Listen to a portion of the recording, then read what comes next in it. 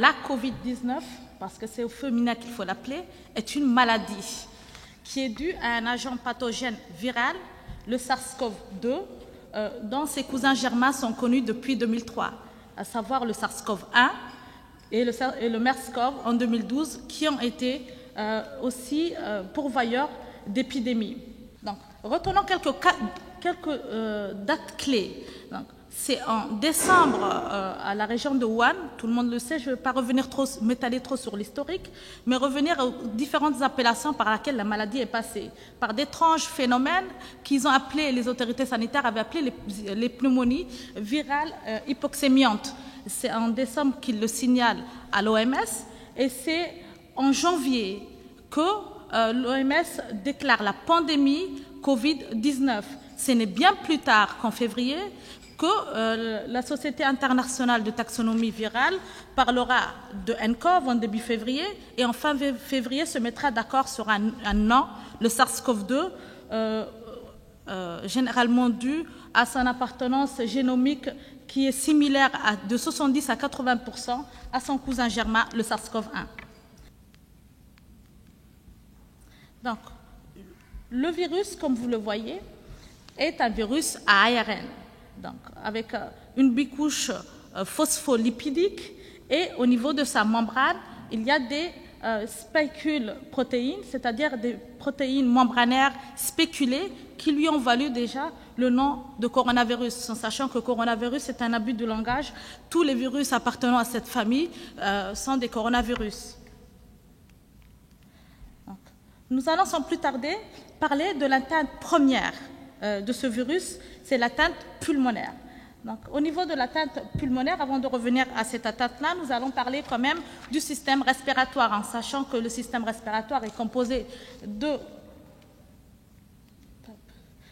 deux voies aériennes supérieures comprenant les fosses nasales, le pharynx, le larynx, mais aussi des voies aériennes inférieures avec la trachée, ici présente, qui se bifurque pour donner les branches qui vont se subdiviser en bronchioles et à leur terminaison donner les sacs alvéolaires qui sont où l'unité fonctionnelle est l'alvéole.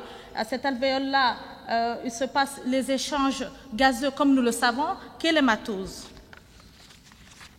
Donc, pour se lier à une cellule quelconque, ce virus a besoin d'un récepteur.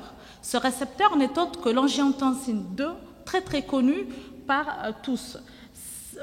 Et pour qu'il y ait cette reconnaissance, cette liaison se fera avec ce récepteur-là, mais aussi avec les protéines transmembranaires spéculées. Et une fois qu'il y a cette reconnaissance, il y a une endocytose, c'est-à-dire une fusion de la membrane cellulaire et de la membrane virale, et une libération du génome viral. Donc, une fois que le génome, on est ici à cette étape-là, une fois qu'il y a une libération, il y a une transcription de l'ARN viral et les ribosomes vont produire les protéines virales. Il y aura une traduction de l'ARN, un assemblage à ce niveau-là et un relargage des virions. Donc en sachant que chaque cellule infectée par le virus donnera 100 000 virions. Au niveau cellulaire, la cellule cible est le pneumocyte 2.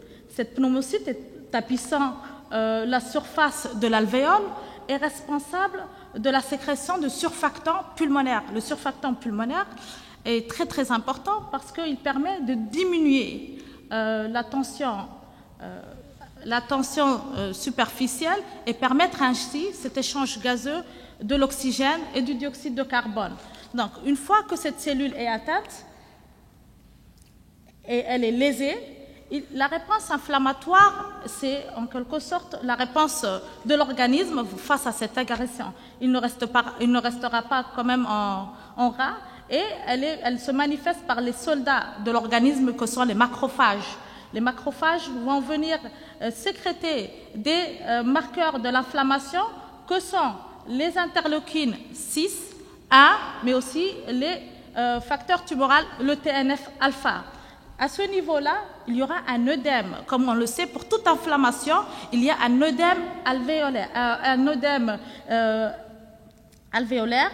qui va entraîner ce qu'on appelle un collapsus de cet alvéole. Un échange n'est pas possible, l'hypoxémie s'ensuit. L'inflammation ne reste pas là.